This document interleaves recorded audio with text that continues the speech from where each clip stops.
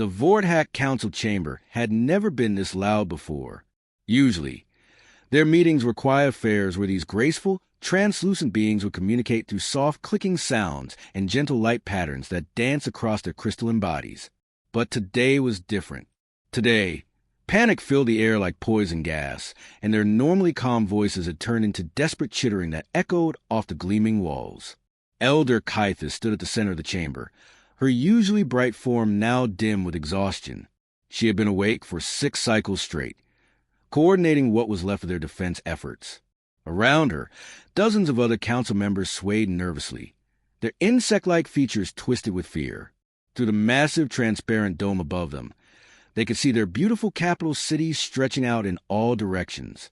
Towers of living crystal reached toward the purple sky, connected by bridges that sparkled like captured starlight. Gardens of bioluminescent plants created patterns of blue and gold between the buildings. This was Vorthack Prime, the crown jewel of their civilization, and it was dying. The reports kept coming in, each one worse than the last. Colony 7 had gone silent 3 days ago. The mining stations at Kepler's Edge were broadcasting nothing but static. Worst of all, their scouts had confirmed what everyone feared most. The Devourer fleet was moving toward their homeworld, and it was bigger than anyone had imagined. These weren't ordinary enemies. The Devourers were something out of a nightmare, a species that had evolved to consume everything in their path. Their ships looked like massive living creatures, all tentacles and gnashing mouths that could bite through solid metal. They didn't just destroy planets. They ate them, breaking down entire worlds into basic materials that they used to build more ships, breed more soldiers, create more destruction. Every victory made them stronger. Every world they consumed made them hungrier. Kythus remembered the first time she had seen footage of a Devourer attack. The images still haunted her dreams. Beautiful cities reduced to gray sludge in a matter of hours. Entire populations simply gone, as if they had never existed at all. The Devourers moved like a plague across the galaxy, leaving nothing but empty space behind them. The Vorthack had tried everything they could think of. They were a peaceful species, more interested in art and science than warfare, but they weren't stupid. When the first reports of Devourer attacks reached them, they had immediately started looking for help. The mighty Zephyrian Empire seemed like the obvious choice. They had the biggest fleet in the known galaxy, and their warriors were legendary. But when the Vorthack ambassadors arrived at their capital world, they were met with polite refusal. The cost would be too high, the Zephyrian Emperor had said. We cannot risk our own world for yours. Next, they tried the Stellar Confederation, a loose alliance of traitor species who control most of the major shipping routes. Surely they would understand that letting the Devourers continue their rampage would hurt everyone's business.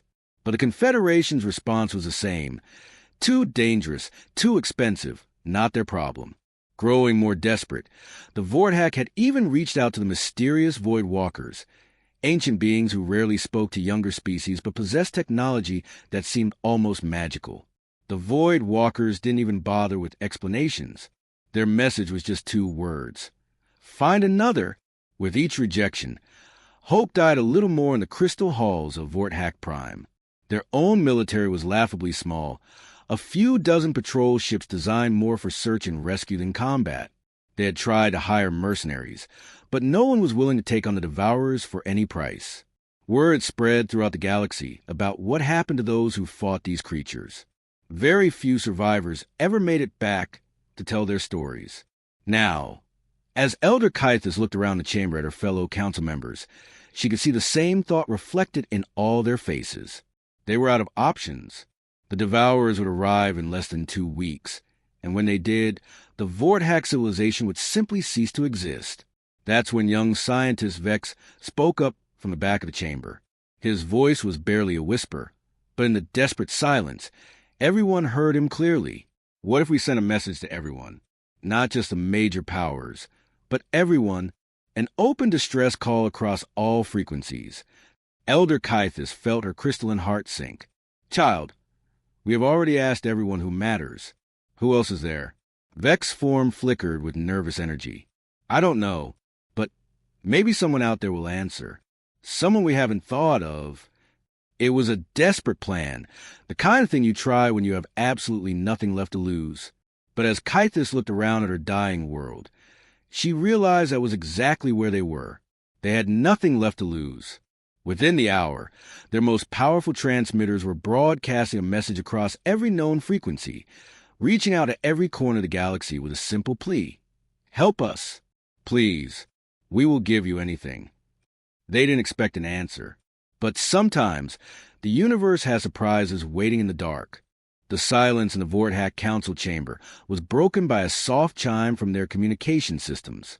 It had been exactly 18 hours since they sent their desperate message across the galaxy, and honestly, nobody expected to hear anything back. The major powers had already made their positions clear, and smaller civilizations were too scared to even consider helping against the Devourers. Communications Officer Zeph looked up from his console with confusion written across his crystalline features. Elder Kythus, we're receiving a response to our distress call. A wave of hope rippled through the chamber, but Kythus tried to keep her expectations low. Probably another rejection, maybe worded more politely than the others. Put it through, Zeph. The message was short and to the point. Message received. En route. ETA 72 hours. Captain Jake Morrison, Terran Navy. The council members looked at each other in bewilderment. Terrans? Nobody had ever heard of Terrans before. Elder Kythus felt a flutter of hope mixed with suspicion. Zeph, run a search for Terrans in our galactic database. The young officer's fingers danced across his console for several minutes before he looked up with a puzzled expression. There's nothing, Elder, no species called Terrans in any of our records. No mention of a Terran navy either. Try the sector coordinates from where the message originated, suggested scientist Vex. Zeph worked for a few more minutes, then shook his head. That's even stranger. According to our star charts, that entire sector is marked as uninhabitable. Empty space with a few dead worlds. No sentient life detected in any of our surveys. This made no sense. How could a navy exist in empty space? How could an entire species remain completely unknown to the galactic community? The Vorthack prided themselves on their detailed knowledge of the galaxy's inhabitants. Their databases contained information on over 3,000 different species, from the smallest gas cloud dwellers to the massive stone creatures of the Outer Rim. For the next 3 days, the council chamber buzzed with nervous energy and wild theories. Some thought it might be a trap set by the Devourers themselves, though that seemed unlikely since the creatures had never shown any interest in deception before. Others wondered if it might be some kind of automated response from an ancient defense system. A few optimistic voices suggested that maybe there really was an unknown civilization out there, one powerful enough to help them. When the ship arrived exactly 72 hours later, all theories went out the window. The vessel dropped out of hyperspace at the edge of their system, without any of the usual energy signatures that most ships produced. It just appeared like it had been there all along. The Vorthack sensor operators had to do double takes to make sure they weren't seeing things. The ship itself was unlike anything in their databases. Most civilized vessels were designed with smooth, flowing lines that spoke of advanced engineering and aesthetic sensibilities. They were usually white or silver, with energy shield that gave them a soft, glowing appearance. This ship looked like it had been designed by someone who expected to be shot at every day. It was roughly 200 meters long, painted in dark gray and black colors that seemed to absorb light rather than reflect it. Thick armor plating covered every surface, and strange angular structures jutted out at various points. Instead of elegant energy weapon ports, it had what looked like crude metal tubes pointing in different directions. The whole thing looked more like a weapon than a spaceship. They were requesting permission to establish communication, Zeph reported, his voice slightly shaky. Granted, Elder Kythus replied, trying to sound more confident than she felt. The view screen flickered to life, and the Vorthack got their first look at a human being. Captain Morrison stood in what was clearly a military bridge, with crew members working at stations behind him. He was bipedal, like the Vorthack, but that's where the similarities ended. His skin was a pale pinkish color, and its strange fur-like growth on the top of his head. But what really caught everyone's attention were his eyes. Most intelligent species in the galaxy had eyes on the sides of their heads, a sign that they had evolved from prey animals who needed to watch for predators. Morrison's eyes faced straight forward, like those of a hunter. When he looked at them through the screen, it felt like he was measuring them, calculating something behind those dark pupils. "I'm Captain Morrison of the Terran vessel Defiant," he said in a voice that was calm and steady. "We received your distress call about something called the Devourer Fleet." Elder Kythus found her voice, though it came out smaller than she intended. "Yes, Captain Morrison. We are grateful that you responded, though we must admit we have no record of your species in our databases." Morrison's expression didn't change. "That's not surprising. We keep to ourselves mostly. Now, about these Devourers, I need to know what kind of resistance they're facing. How many ships do you have left that can actually fight?" The question caught Kythus off guard. Not how many ships do you have, or what's your defensive capability, but specifically ships that could fight. It was the question of someone who understood war, who was already thinking about tactics and strategy rather than diplomacy or evacuation plans. "We have 37 patrol vessels," she admitted reluctantly. "But, Captain, they're not really designed for combat. They're mostly for rescue operations and system patrol." Morrison nodded as if he had expected this answer. "Any weapons at all?" "Light plasma cannons for asteroid clearing and some defensive shields." For the first time, something that might have been a smile crossed the human captain's face. It wasn't a particularly comforting expression. "That'll have to do. We'll work with what we have." The Vorthack monitoring stations fell completely silent as they watched Captain Morrison do something that no sane commander would ever attempt. Every military manual in their database, every tactical guide from every known civilization, had one basic rule. When facing the Devourers, maintain distance, use long-range weapons, and never let them get close enough to board your ship. Morrison apparently had never read those manuals. Elder Kythus felt her crystalline form trembling as she watched the human ship accelerate directly toward the massive Devourer formation that had been slowly approaching their world. "What is he doing?" she whispered to herself. But everyone in the command center heard her. The Defiant wasn't running away or taking up a defensive position. It was charging straight into the heart of enemy territory, like some kind of ancient warrior rushing into battle. "Maybe their sensors are malfunctioning," suggested Communications Officer Zeph, his voice full of hope that there was some logical explanation for this apparent suicide mission. But when they tried to contact Morrison's ship to warn him about the Devourer numbers, his response was calm and matter-of-fact. "We see them. 73 ships in the main formation, with scouts spreading out on the flanks. We're going for the center group first." 73 ships. The human captain had counted them like he was reading items off a shopping list, not facing down a force that had destroyed entire fleets. The Vorthack had been desperately hoping that maybe the Devourers would be intimidated by this unknown ship and retreat. Instead, Morrison seemed to be treating this like a routine training exercise. The Devourer reaction was swift and predictable. The moment the Defiant entered their detection range, the bio ships swarmed toward it like antibodies attacking an infection. These weren't beautiful starships with elegant designs. The Devourers looked exactly like what they were, living weapons designed to consume and destroy. Each ship resembled a massive sea creature from some nightmare ocean, with tentacles that could slice through metal and mouths full of grinding teeth that could chew up entire space stations. The largest of them was easily 5 times the size of Morrison's ship, its bioluminescent patches pulsing with hungry light as it directed the attack. Smaller creatures, about the size of fighters, broke off in the main formation and rushed ahead like a pack of hunting animals surrounding their prey. What happened next broke every rule of space combat that the Vorthack had ever learned. Instead of firing his weapons at long range, Morrison waited until the Devourers were almost on top of him. Then his ship released something that looked like metallic dust, thousands of tiny particles that spread out in a cloud around the Defiant.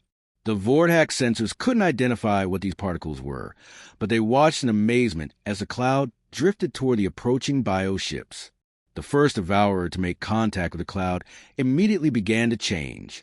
Its sleek organic hull started developing what looked like metallic growths, as if something was eating it from the outside in.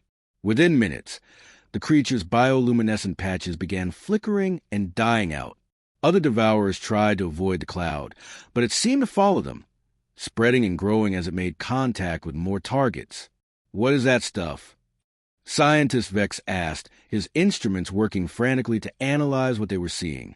"Some kind of nanotechnology," Elder Kythus guessed, though she had never seen anything like it. The metallic particles seemed to be alive, consuming the devourer bioships and using materials to create more themselves. It was like watching the devourers get a taste of their own medicine. But the real shock came when the devourers adapted. These creatures were known throughout the galaxy for their ability to evolve and change their tactics in real time. The bioships that were still healthy began producing some kind of antibody response, creating energy fields that pushed the metallic particles away. For a moment, it looked like the human weapon had been neutralized. That's when Morrison's ship did something that made every Vorthack in the command center gasp in disbelief. Instead of retreating or trying a different approach, the Defiant accelerated even faster toward the Devourer formation. Within seconds, the human ship was surrounded by dozens of bioships, their tentacles reaching out to grab and tear apart the metal hull. Several Devourer boarding pods, looking like giant mechanical parasites, latched onto the sides of the Defiant and began cutting through the armor with their acid-tipped drills. This was it, the moment when any sane crew would abandon ship or at least fall back to try to shake off the attackers. Morrison's crew didn't either. Through their long-range sensors, the Vorthack could detect energy weapons firing inside the human ship. But these weren't the clean, precise energy beams that civilized species use in combat. These weapons sounded like explosions, rapid-fire bursts of kinetic energy that echoed through the metal corridors of the Defiant. "They're fighting hand-to-hand," Zeph reported in disbelief. "The humans are actually fighting the Devourers inside their own ship." Elder Kythus had seen combat footage from other species before. Usually, when enemies boarded a ship, the crew would retreat to secure areas and try to seal off the affected sections. The idea of actually confronting Devourer warriors in close combat was unthinkable. These creatures were designed for killing, with razor-sharp claws and acidic blood that could melt through most armor. But somehow, the humans were not just fighting them, they were winning. The energy signatures showed Devourer biosigns going dark one by one, while human life signs remained steady. It was as if Morrison's crew had been born for this kind of fighting, like they found close-quarters combat natural and familiar rather than terrifying. Minutes passed like hours as the Vorthack watched this impossible battle unfold. Their beautiful, peaceful world had never seen anything like it. Just when Elder Kythus thought she had seen the impossible, her sensors detected something that made her crystalline heart skip a beat. More ships were dropping out of hyperspace at the edge of their system. Not one or two vessels, but an entire fleet materializing out of the darkness like ghosts coming to life. "How many?" she asked Communications Officer Zeph, though part of her was afraid to know the answer. 12 ships total, Elder. All human design, all heading directly for the battle zone. The Vorthack had never seen a coordinated human fleet before, and the sight was both magnificent and terrifying. Each ship had the same dark, aggressive design as Morrison's Defiant, but they were all slightly different sizes and configurations. More importantly, they all had names painted on their hulls in bold white letters that somehow made the Vorthack nervous just reading them. The Vengeful was the first to make contact with the Devourer formation, and Captain Amy Rodriguez wasted no time announcing her presence. Her ship began broadcasting something across all frequencies that the Vorthack's translation systems couldn't quite process. It wasn't exactly language, more like a combination of sounds, music, and what might have been human voices raised in some kind of battle cry. Whatever it was, the effect on the Devourers was immediate and dramatic. The bioships that had been methodically attacking Morrison's vessel suddenly went into a complete frenzy. They stopped coordinating their attacks and began rushing toward Rodriguez's ship like wild animals responding to some kind of primal challenge. Their bioluminescent patches flashed in rapid, chaotic patterns that the Vorthack had never seen before. "What is that transmission doing to them?" Scientist Vex asked, his instruments working frantically to understand what they were witnessing. Elder Kythus watched in fascination as the Devourers seemed to lose all tactical discipline. I think it's making them angry. But not just angry, completely enraged, like they can't think straight anymore. The second human ship to enter the battle was Commander Tom Blake's vessel, ominously named the Predator. Blake's approach was completely different from both Morrison's direct assault and Rodriguez's psychological warfare. His ship hung back at medium range and began releasing what looked like metallic insects, thousands of tiny objects that swarmed toward the Devourer bioships like a plague of mechanical locusts. The Vortex sensors initially dismissed these objects as debris, but when the first wave reached the enemy formation, it became clear that these were sophisticated weapons. The tiny drones burrowed into Devourer hulls with surgical precision, disappearing inside the bioships before anyone could track them. For several minutes, nothing seemed to happen. Then the first Devourer ship simply exploded from the inside out, its bioluminescent patches going dark as something critical was destroyed deep within its organic systems. Then another explosion, and another, as Blake's hunter-killer drones systematically destroyed the enemy vessels from within. "They're targeting the power cores," Zeph reported with amazement. "Those little drones are somehow finding the most vital systems in each ship and destroying them." But it was a third human captain who showed the Vortex just how far these creatures were willing to go to win a battle. Captain Lisa Grant's ship, the Reaper, had taken heavy damage during the initial engagement. Her vessel was venting atmosphere from multiple hull breaches, and her main weapons were clearly offline. Any reasonable commander would have withdrawn to a safe distance and tried to make repairs. The Vortex certainly would have retreated to preserve what remained of their forces. But as Elder Kythus was learning, humans didn't seem to think like any other species in the galaxy. Instead of retreating, Grant's ship accelerated directly toward the largest Devourer vessel, a massive bioship that was easily 10 times the size of the Reaper. The human ship looked like a small metal dart aiming for the heart of a giant sea monster. "What is she doing?" Elder Kythus whispered, though she was beginning to suspect she already knew the answer. The Vortex sensors detected multiple small craft separating from the Reaper, escape pods and shuttlecraft carrying Grant's crew to safety. But the main ship continued its suicidal charge toward the Devourer flagship, its engines burning at maximum power. When the collision came, it was like watching a star being born. The Reaper's power core detonated on impact, creating an explosion that lit up the entire battle zone. The massive Devourer ship was torn apart by the blast, its bioluminescent patches flickering out like dying stars. But the explosion didn't stop there. The debris from collision tore through 6 other Devourer vessels that had been positioned too close to their flagship.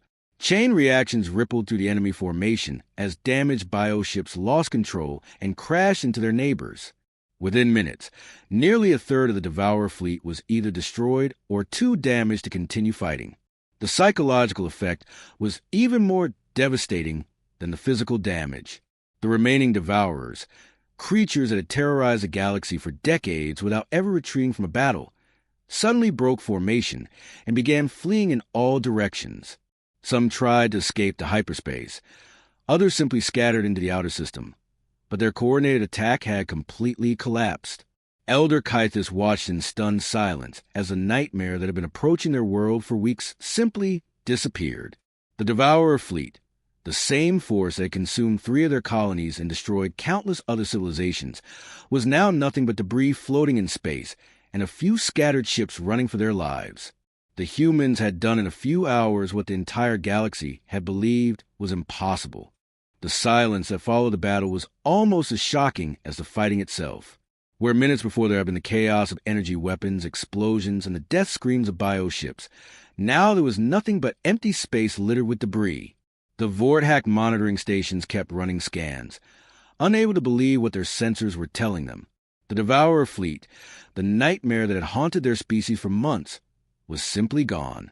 Elder Kythus stood in the council chamber, watching as the human ships regrouped in formation near their homeworld. Her crystalline form was still trembling from what she had witnessed. Never in her 300 years of life had she seen anything like the ferocity and determination these creatures had displayed.